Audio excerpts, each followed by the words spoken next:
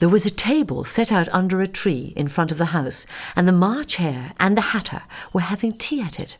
A dormouse was sitting between them, fast asleep, and the other two were using it as a cushion, resting their elbows on it and talking over its head. The table was a large one, but the three were all crowded together at one corner of it. "No room, no room!" they cried out when they saw Alice coming.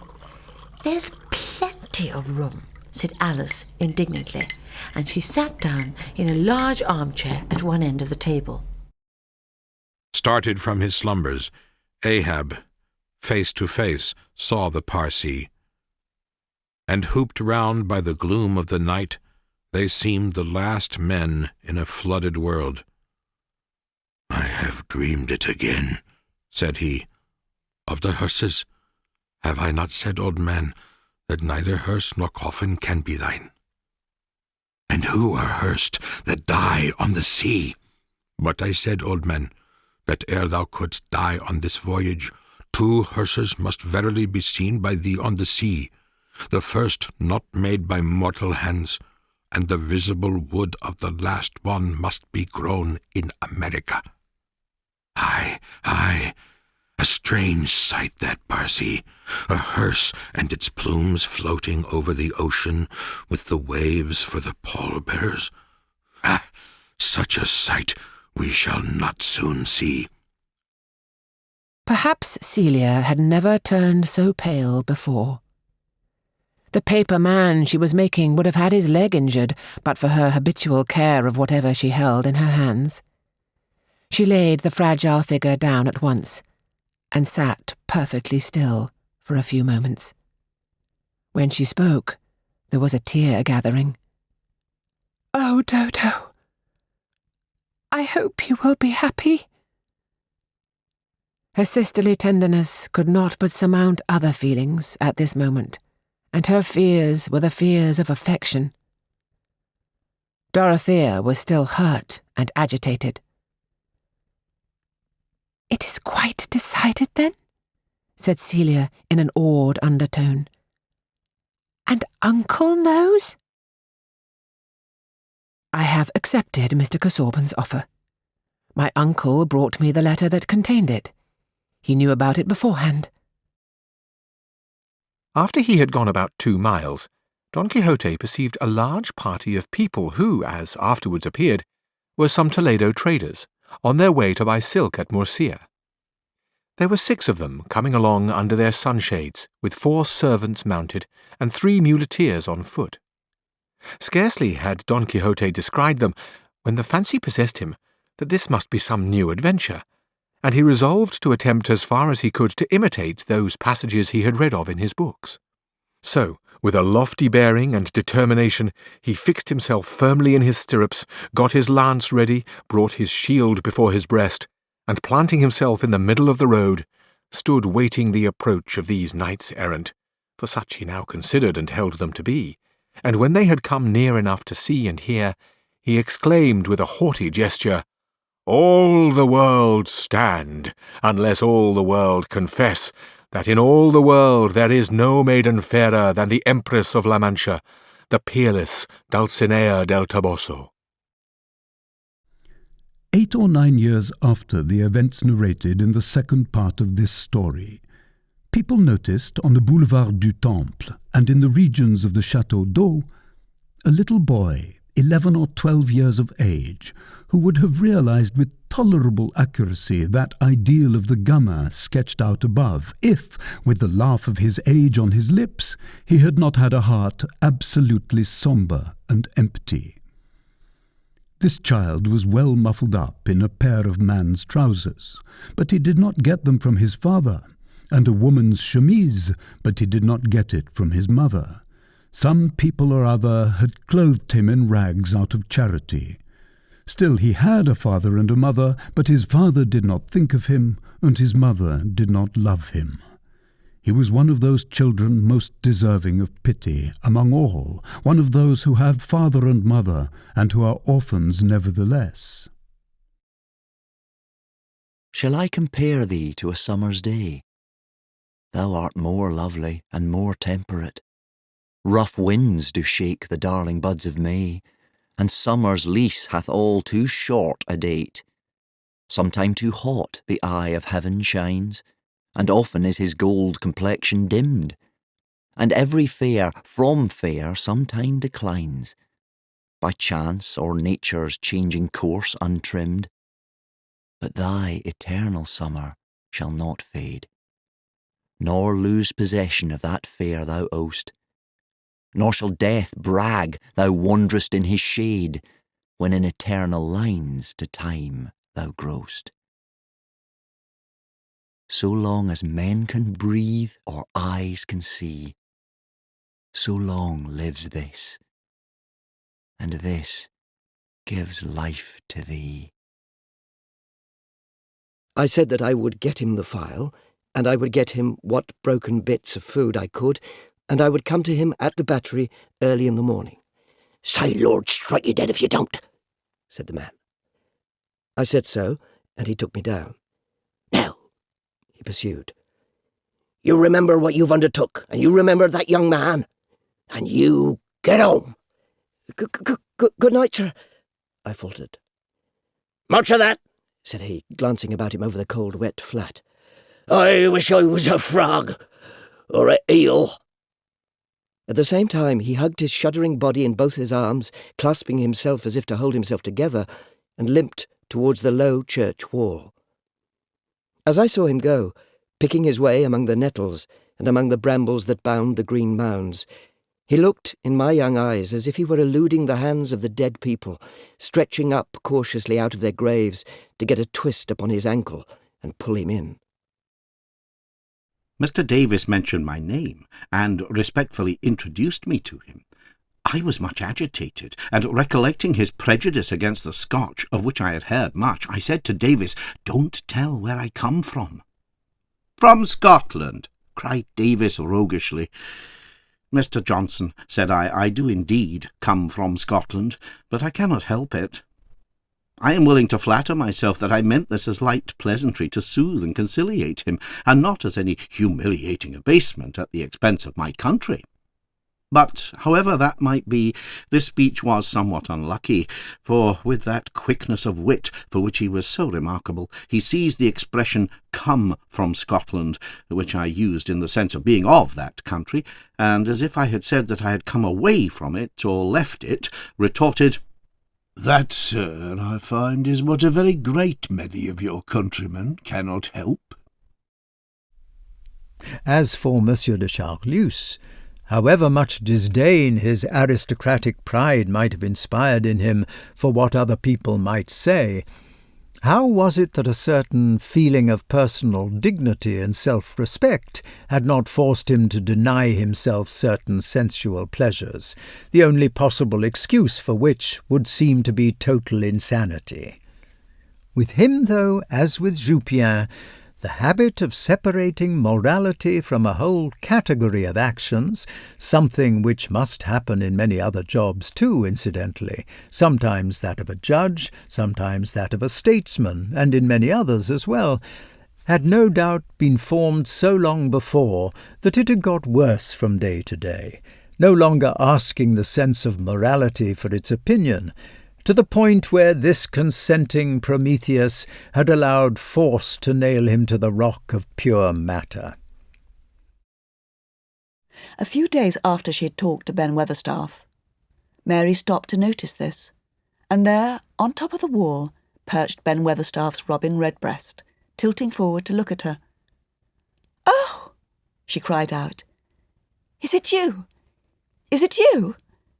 And she spoke to him as if she was sure that he would understand and answer her. He twittered and chirped and hopped along the wall as if he were telling her all sorts of things. It was as if he said, "Good morning. Isn't the wind nice? Isn't the sun nice? Isn't everything nice? Come on, come on."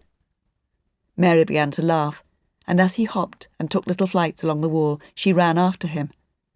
"I like you! I like you!" she cried out, pattering down the walk, and she chirped and tried to whistle, which she did not know how to do in the least. But the robin seemed to be quite satisfied and chirped and whistled back at her. And at last he made a darting flight to the top of a tree, where he reminded Mary, of the first time she had seen him. On the road, the new war and the old one blended together. English, German, Italian, anca fortuna non valore. War cemeteries, 30-year-old tanks, routing instructions for Monty's armies still scrawled on semi-ruined walls, and El Alamein, where I had a good lunch and a pint of beer for $1. Matra to Alex, 181 miles, the hottest miles so far. An older, narrower, bumpier road than the Libyan highway. The coast was absurdly picturesque. On a postcard, one would have said the printing was far too garish. Turquoise sea, radiant sand, small homesteads by the roadside, donkeys and camels ploughing, turning over the top 3 inches of sandy soil with wooden ploughs. Graceful women in brilliantly coloured dress carrying water on their heads. Then more and more houses, gardens, and just before the plunge into the city, an extraordinary area of stone, whipped and carved and flung into waves and troughs like a high sea suddenly turned to salt. When you rise from sleep with reluctance, remember that it is according to your constitution and according to human nature to perform social acts, but sleeping is common also to irrational animals. But that which is according to each individual's nature is also more peculiarly its own, and more suitable to its nature, and indeed also more agreeable. Constantly, and if it be possible on the occasion of every impression on the soul, apply to it the principles of physic, of ethic, and of dialectic. Whatever man you meet with, immediately say to yourself, what opinions has this man about good and bad? For with respect to pleasure and pain and the causes of each, and with respect to fame and ignominy, death and life, if he has such and such opinions, his behaviour will not seem wonderful or strange to me, and I shall bear in mind that he is compelled to do so. They lay there like the victims of some terrible accident, clumsily engaged, as if in some incoherent experimental fashion they were the first partners in the history of the human race to think out this peculiar means of communication. Their posture, so ludicrous and ill-planned, seemed the result of some early trial which might, after centuries of experiment, evolve into a disposition of bodies as breathlessly congruent as a ballet position. But nevertheless, I recognized that this had been fixed immutably, for all time, this eternally tragic and ludicrous position of engagement. From this sprang all those aspects of love which the wit of poets and madmen had used to elaborate their philosophy of polite distinctions.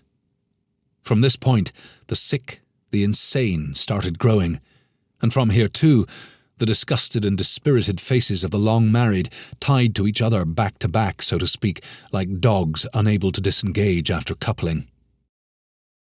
My new mistress happily proved to be all she seemed to be, when with her husband she met me at the door with a most beaming, benignant countenance.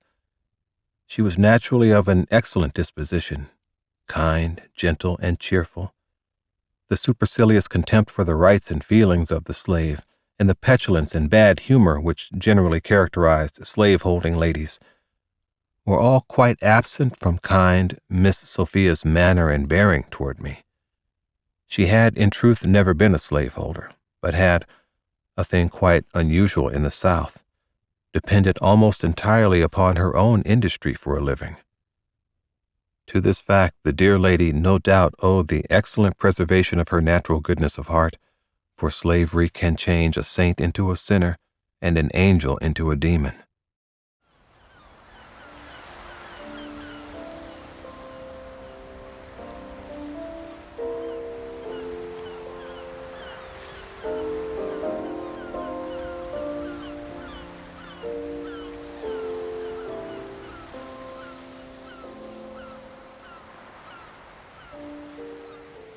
Stately plump Buck Mulligan came from the stairhead, bearing a bowl of lather on which a mirror and a razor lay crossed. A yellow dressing gown, ungirdled, was sustained gently behind him by the mild morning air. He held the bowl aloft and intoned, Introibo ad altare Dei. Halted, he peered down the dark winding stairs and called up coarsely, Come up, Kinch! Come up, ye fearful Jesuit! Solemnly he came forward and mounted the round gun rest. He faced about and blessed gravely thrice the tower, the surrounding country, and the awaking mountains. Nemesis, meantime, had been dogging Lucia's footsteps, with more success than Lucia was having in dogging Olga's. She had arrived, as Georgie had seen, at the museum, and again paid a shilling to enter that despised exhibition. It was rather full, for visitors who had lunched at the Ambermere Arms had come in, and there was quite a crowd round Queen Charlotte's mittens, among whom was Lady Ambermere herself, who had driven over from the hall with 2 depressed guests, whom she had forced to come with her. She put up her glasses and stared at Lucia. "Ah, Mrs. Lucas," she said, with the singular directness for which she was famous. "For the moment I did not recognise you with your hair like that. It is a fashion that does not commend itself to me. You have come in, of course, to look at Her late Majesty's mittens, for really there is very little else to see." As a rule, Lucia shamelessly truckled to Lady Ambermere and schemed to get her to lunch or dinner. But today she didn't care 2 straws about her, and while these rather severe remarks were being addressed to her, her eyes darted eagerly round the room in search of those for whom she would have dropped Lady Ambermere without the smallest hesitation. Here it is, if it's to your liking. From the beginning of time, people have been subject to the whims of fate, and so shall they be till the world ends. And your stories are all to show how a person who has been thwarted by ill fortune comes to a happy ending that defies his expectations. They all approved of this suggestion, men and women alike, and promised to observe it, all except for Dioneo, who said, once the others had fallen silent, "Everyone else has told you, my lady, what fun your proposal is and how thoroughly commendable, and I agree with them entirely. Nevertheless, I'm going to ask you for a special favour, and I want it to be confirmed for the duration of our assembly. And it is that I should not be bound by this rule to speak on the proposed theme if I choose not to, but to tell whatever tale I please. And in case anyone thinks I'm asking this favour because I'm at a loss for stories, I'm ready from this moment always to tell mine last." As for the rivalry of the 2 ladies, as the prosecutor expressed it, that is, of Grushenka and Katya, he answered evasively, and was even unwilling to answer 1 or 2 questions altogether. "Did your brother tell you, anyway, that he intended to kill your father?" asked the prosecutor. "You can refuse to answer if you think necessary," he added. "He did not tell me so directly," answered Alyosha. "How so? Did he indirectly?"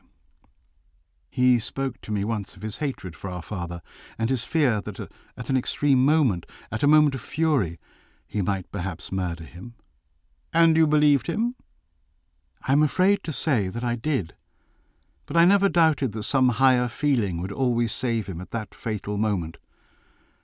"As it has indeed saved him, for it was not he who killed my father," Alyosha said firmly, in a loud voice that was heard throughout the court. "I am astonished that the vile wretch, who could know nothing of the time, my messenger, whose honesty I can vouch for, would come, could have a creature ready to personate you. Strange that the man should happen to arrive just as you were gone to church, as I find was the fact, on comparing what he says with your hint that you were at church twice that day, when he might have got to Mrs. Moore's 2 hours before. But had you told me, my dear, that the villain had found you out and was about you, you should have done that. Yet I blame you upon a judgment founded on the event only. I never had any faith in the stories that go current among country girls, of spectres, familiars, and demons. Yet I see not any other way to account for this wretch's successful villainy, and for his means of working up his specious delusions, but by supposing, if he be not the devil himself, that he has a familiar constantly at his elbow." The intelligence with which Lestrade greeted us was so momentous and so unexpected that we were all three fairly dumbfounded. Gregson sprang out of his chair and upset the remainder of his whisky and water. I stared in silence at Sherlock Holmes, whose lips were compressed and his brows drawn down over his eyes. "Stangerson too," he muttered. "The plot thickens." "It was quite thick enough before," grumbled Lestrade, taking a chair. "I seem to have dropped into a sort of council of war." Are you sure of this piece of intelligence?" stammered Gregson. "I've just come from his room," said Lestrade. "I was the first to discover what had occurred." "We have been hearing Gregson's view of the matter," Holmes observed. "Would you mind letting us know what you have seen and done?" "My dear Mr. Bennet," said his lady to him one day, "have you heard that Netherfield Park is let at last?" Mr. Bennet replied that he had not. "But it is," returned she, "for Mrs. Long has just been here, and she told me all about it." Mr. Bennet made no answer. "Do not you want to know who has taken it?" cried his wife impatiently. "You want to tell me, and I have no objection to hearing it." This was invitation enough. "Why, my dear, you must know, Mrs. Long says that Netherfield is taken by a young man of large fortune from the north of England, that he came down on Monday in a chaise and four to see the place, and was so much delighted with it that he agreed with Mr. Morris immediately, that he is to take possession before Michaelmas, and some of his servants are to be in the house by the end of next week." The 2nd of September, Lord's Day. Some of our maids sitting up late last night to get things ready against our feast today, Jane called us up about 3 in the morning to tell us of a great fire they saw in the city. So I rose and slipped on my nightgown and went to her window, and thought it to be on the back side of Mark Lane at the furthest. But being unused to such fires as followed, I thought it far enough off, and so went to bed again and to sleep. About 7 rose again to dress myself, and there looked out at the window and saw the fire not so much as it was, and further off. So to my closet to set things to rights after yesterday's cleaning. By and by Jane comes and tells me that she hears that above 300 houses have been burnt down tonight by the fire we saw, and that it was now burning down all Fish Street by London Bridge. One day, the headmaster of the local mission school called and asked if he could bring his entire school of 200-odd boys to see the collection. I was glad to agree to this, for I feel that if you can, by showing live animals, arouse people's interest in their local fauna and its preservation, you are doing something worthwhile. So, on the appointed date, the boys came marching down the road in a double column, shepherded by 5 masters. In the road below the rest house, the boys were divided up into groups of 20, and then brought up in turn by a master. Jackie, Sophie, Bob, and I took up stations at various points in the collection to answer any queries. The boys behaved in a model fashion. There was no pushing or shoving, no skylarking. They wended their way from cage to cage, absorbed and fascinated, uttering amazed cries of "Wah!" at each new wonder, and clicking their fingers in delight. Of course, Mrs. Arbuthnot was not miserable. How could she be, she asked herself, when God was taking care of her? But she let that pass for a moment unrepudiated, because of her conviction that here was another fellow creature in urgent need of her help. And not just boots and blankets and better sanitary arrangements this time, but the more delicate help of comprehension, of finding the exact right words. The exact right words, she presently discovered, after trying various ones about living for others and prayer, and the peace to be found in placing oneself unreservedly in God's hands. To meet all these words, Mrs. Wilkins had other words, incoherent and yet, for the moment at least, till one had had more time, difficult to answer. The exact right words were a suggestion that it would do no harm to answer the advertisement. Non-committal, mere inquiry. And what disturbed Mrs. Arbuthnot about this suggestion was that she did not make it solely to comfort Mrs. Wilkins. She made it because of her own strange longing for the medieval castle. And then King Arthur and King Ban and King Bors departed with their fellowship, 20,000, and came within 6 days into the country of Camelerd, and there rescued King Leodegrance, and slew there much people of King Rience, unto the number of 10,000 men, and put him to flight. And then had these 3 kings great cheer of King Leodegrance, that thanked them of their great goodness, that they would revenge him of his enemies.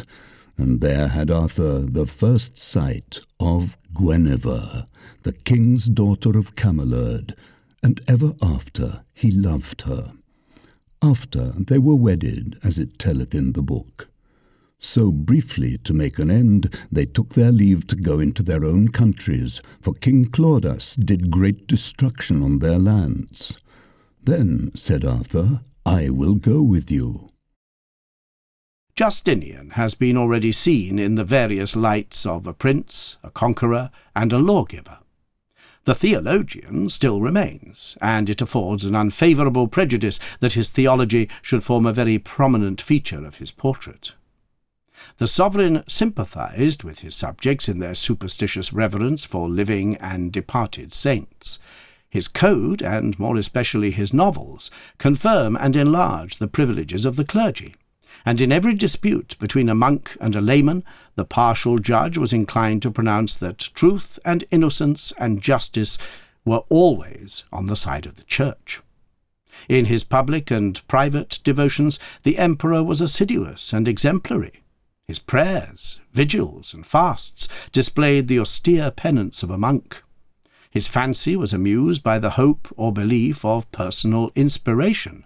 He had secured the patronage of the Virgin and St. Michael the Archangel, and his recovery from a dangerous disease was ascribed to the miraculous succour of the holy martyrs Cosmas and Damian. Terror, confusion, and disappointment accompanied these words as they struck Ambrosio's hearing. He started and turned towards it. Elvira stood at the door of the chamber and regarded the monk with looks of surprise and detestation. A frightful dream had represented to her Antonia on the verge of a precipice. She saw her trembling on the brink. Every moment seemed to threaten her fall, and she heard her exclaim with shrieks, "Save me, mother! Save me! Yet a moment, and it will be too late!" Elvira woke in terror. The vision had made too strong an impression upon her mind to permit her resting till assured of her daughter's safety.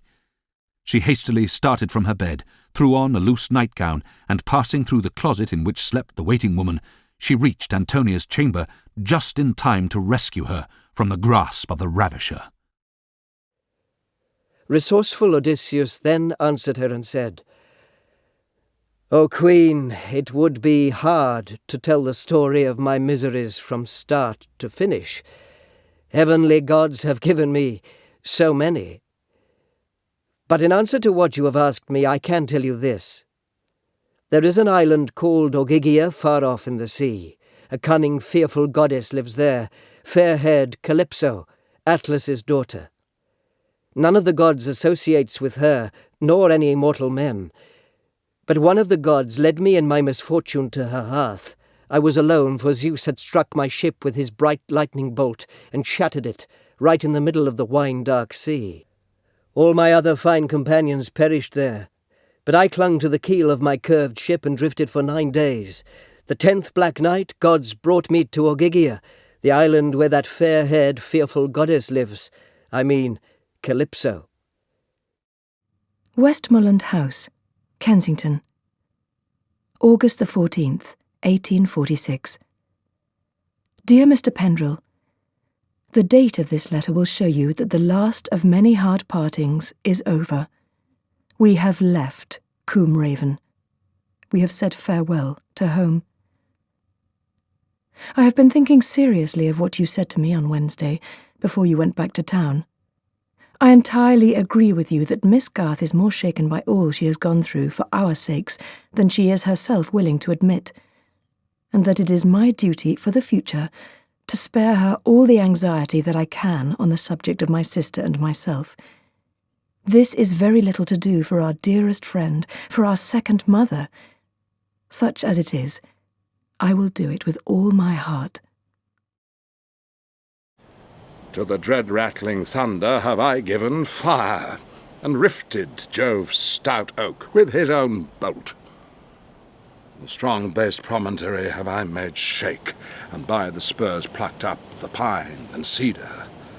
Graves at my command have waked their sleepers, oped and let 'em forth by my so potent art. But this rough magic I here abjure, and when I have required some heavenly music, which even now I do, to work mine end upon their senses that this airy charm is for, I'll break my staff, bury it certain fathoms in the earth, and deeper than did ever plummet sound, I'll drown my book